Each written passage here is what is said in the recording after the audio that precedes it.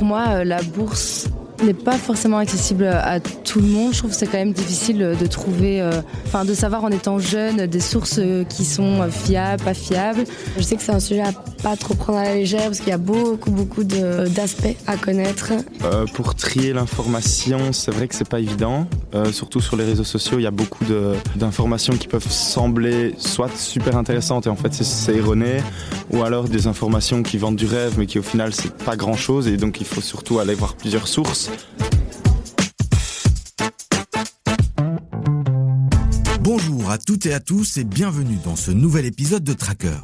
La semaine dernière, nous avons reçu dans les bureaux de notre rédaction des étudiants pour leur montrer comment à l'Écho, on fabrique un journal financier chaque lendemain de séance boursière. On a profité de leur passage pour leur demander où et comment ils s'informaient sur la bourse. Et comme vous venez de l'entendre, et même si la bourse est aujourd'hui de plus en plus accessible, il n'est pas toujours simple de s'y retrouver dans la masse d'infos et de conseils qui circulent. Surtout quand on vient de se lancer dans l'investissement. Alors, comment bien s'informer sur l'actu boursière? Comment faire le tri dans l'offre? Quelles sont les sources auxquelles on ne pense pas forcément? C'est ce que nous allons voir dans l'épisode de la semaine. Pour m'aider dans cette tâche, je suis allé à la rencontre de mes collègues journalistes Bruno Ravescott et Charles Régnier du service Investir à l'Écho. Nous avons aussi tendu le micro à Yuri Huygen, analyste à la revue L'Investisseur. Je suis Salim Nesba et vous écoutez Tracker, le podcast bourse du journal L'Écho.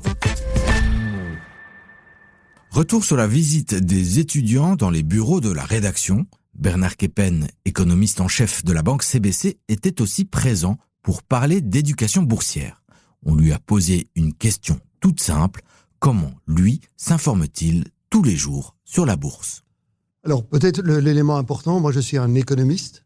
Et là, il y a une grande différence entre l'économiste, qui va avoir une vision globale de la situation économique, un stratégiste qui, lui, va s'intéresser plutôt à des valeurs ou des secteurs. Donc ça, c'est déjà une grande différence. Alors bon, j'ai l'avantage, travaillant dans une banque, j'ai une source d'information. Vous avez les grandes sources d'information qui sont Bloomberg, ou avant ce qui était Reuters, ce qui est Econ, c'est exactement le même système.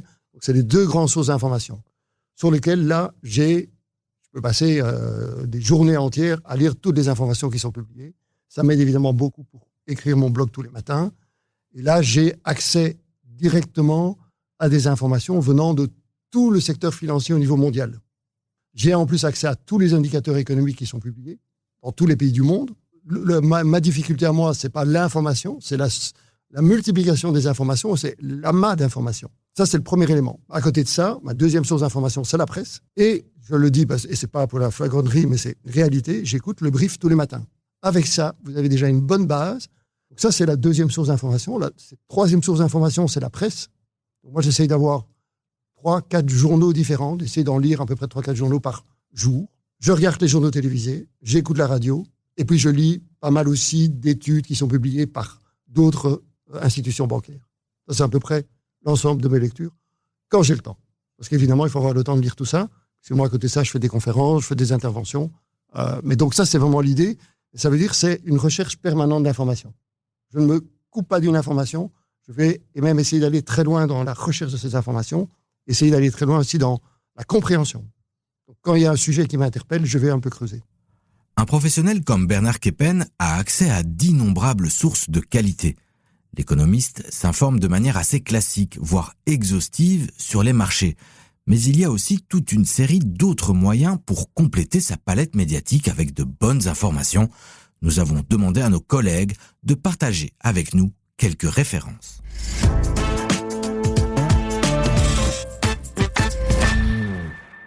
Moi, ce que je dirais à quelqu'un qui veut s'intéresser donc à la finance, c'est d'essayer de trouver un agenda qui reprend à la limite les données macroéconomiques les plus importantes. Et ça, on peut le trouver de façon assez gratuite sur de nombreux sites, aussi sur le site de l'Écho. Il ne faut pas forcément avoir accès à des médias comme Bloomberg, mais se dire tiens, aujourd'hui à 11h, la Banque centrale va annoncer tel ou tel chiffre.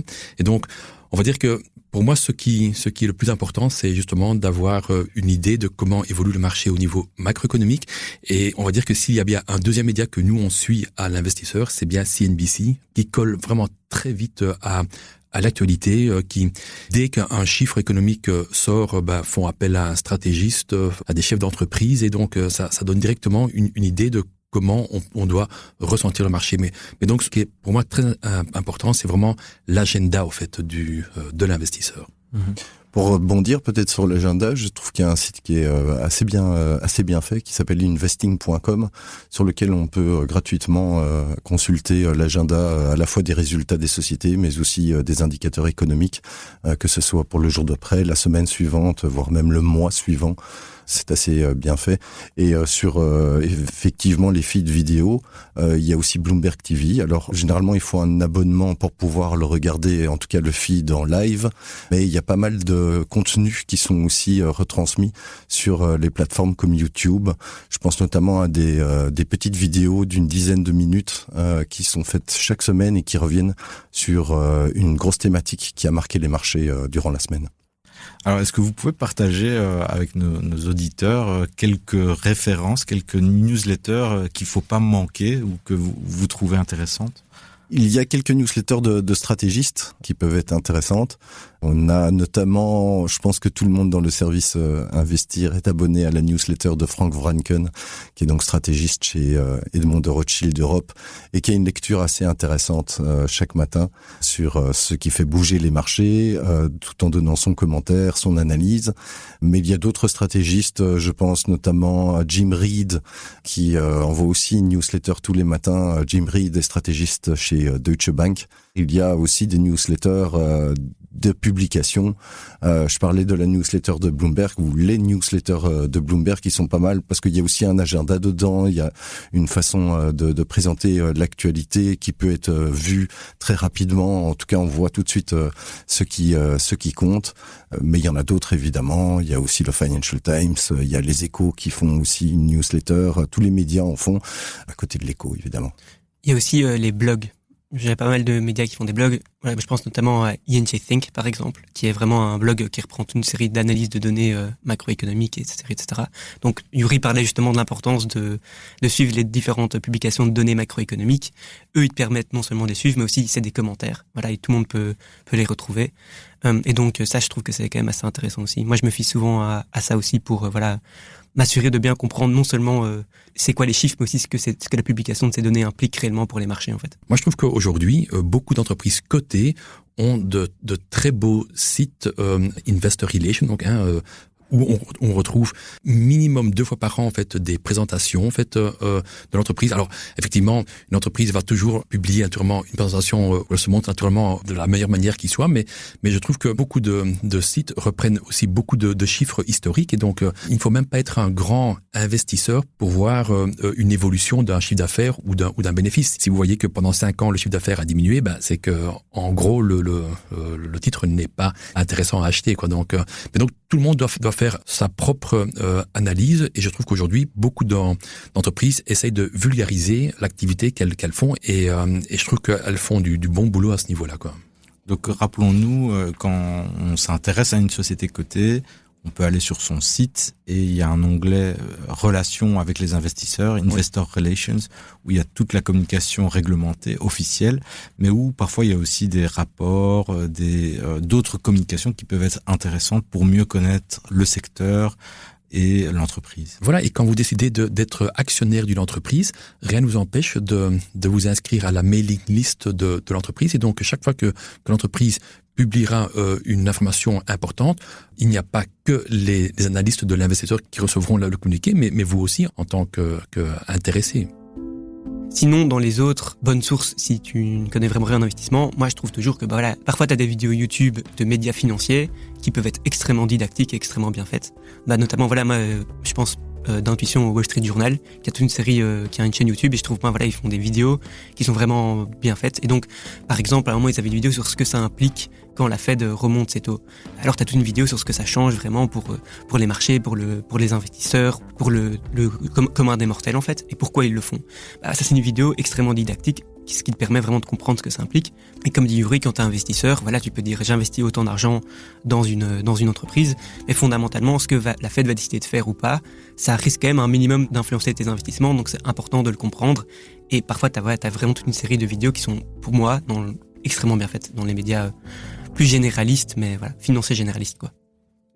On a parlé d'aller sur la plateforme YouTube pour voir des vidéos, mais comment est-ce qu'on peut déceler des vidéos fiables ou des posts fiables d'autres qui le sont un peu moins? Je pense qu'il faut déjà faire attention. Il y a beaucoup de ce qu'on appelle du deepfake. Donc, moi, je vois régulièrement sur les réseaux sociaux des soi-disant analystes ou vétérans de Wall Street. Juste déjà aller vérifier le nom de cette personne, retaper sur Google pour aller voir si effectivement c'est quelqu'un qui existe pour de vrai. Et s'il s'agit bien de l'analyste qui est proposé ou si c'est un nom qui apparemment concerne une autre personne. Puis on le voit aussi dans les vidéos deepfake. Parfois, même si c'est de mieux en mieux fait, on peut déceler parfois rien que sur l'image la bouche qui n'évolue pas exactement de la même manière que ce qui est dit.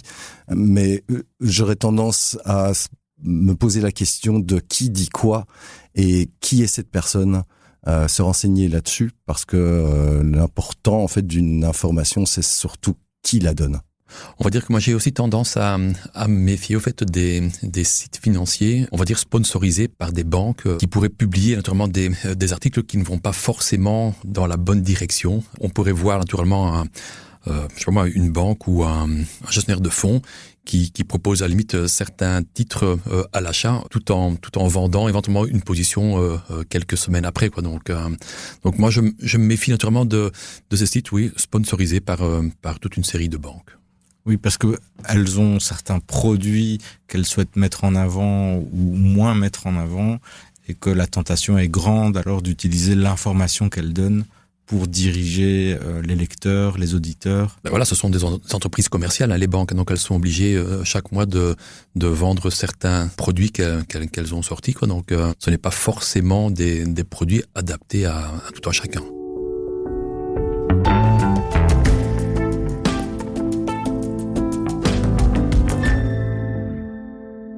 Multiplier et diversifier vos sources d'informations vous permettra donc d'accéder à des renseignements de qualité. Il faut toutefois bien sélectionner vos sources et bien hiérarchiser les différentes informations. Mais cette information, faut-il nécessairement payer cher pour y accéder? Bernard Keppen nous répond. Alors, il y a deux réponses à ça. La première, il faut payer d'abord pour la presse. Parce que sinon, demain, on n'a plus de presse. Ça, c'est fondamental. Si demain, je veux continuer à être informé, je dois avoir la diversité de la presse. Et la diversité de la presse, c'est le travail des journalistes. Si je veux avoir un travail des journalistes qui est objectif, qui est professionnel, il faut à un moment donné le payer. Pour moi, c'est fondamental. On peut avoir des sources d'information qui sont accessibles gratuitement, mais on doit avoir cette presse de qualité qu'on doit continuer à payer. C'est un peu comme la musique. Aujourd'hui, vous êtes sur Internet et vous allez sur la musique, vous payez votre musique. Et c'est normal parce qu'il y a les droits d'auteur qui sont derrière. La presse, c'est exactement la même chose. Ce n'est pas pour autant que l'information qui est disponible gratuitement n'a pas de valeur.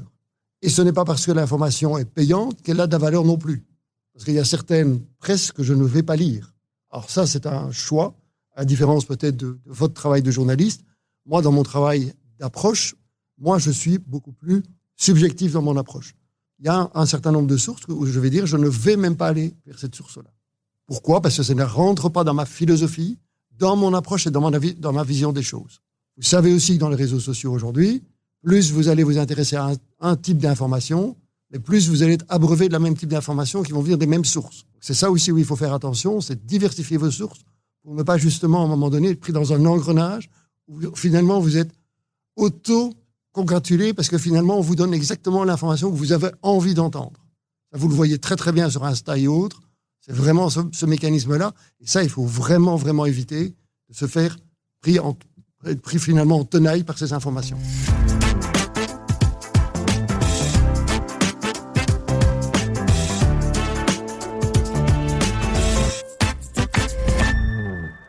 C'est sur ces bons conseils qu'on arrive déjà à la dernière partie de ce podcast, la fameuse question des traqueurs de l'écho.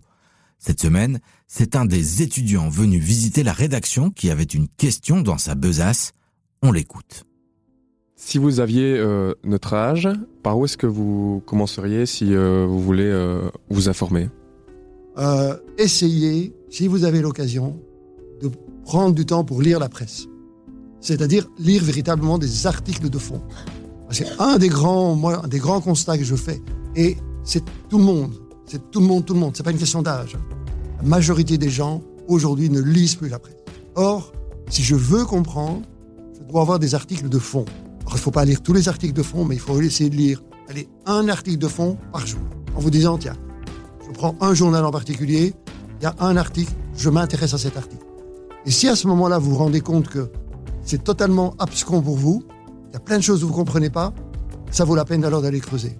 Parce que ça peut être fondamental pour la suite. Je vais vous donner un exemple très simple. Détroit d'Ormuz, vous connaissez ? Tout le monde sait ce que c'est aujourd'hui. Tout le monde est devenu des spécialistes de géopolitique. La mer Rouge, un peu moins.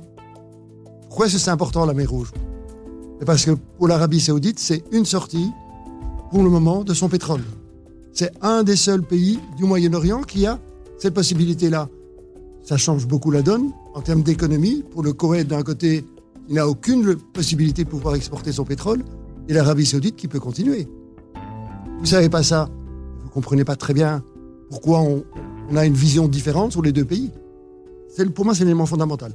Un article de fond, prenez le temps de lire un article de fond sur un sujet. Et si vous avez l'occasion, lisez de la littérature, des romans, pour ouvrir votre esprit. C'est ici que se termine notre émission de la semaine. Avant de vous quitter, je vous rappelle qu'il existe une série de podcasts que nous avons réalisés pour permettre aux débutants de mieux comprendre la mécanique des marchés. Ce sont les fameux tutos bourses. Le lien est à trouver dans les notes de l'épisode. Dans ces tutos bourses, il y a aussi une partie consacrée à l'information financière qui pourra certainement vous être utile si vous avez apprécié cet épisode. Je vous redonne encore notre adresse mail podcast@leco.be si vous souhaitez entrer en contact avec nous pour nous poser des questions ou nous proposer des thèmes à développer dans nos podcasts. C'était Louise Pinchard à la réalisation et Salim Nesba au micro pour Tracker, le podcast de l'Eco qui donne la parole à celles et ceux qui investissent en bourse. À la semaine prochaine.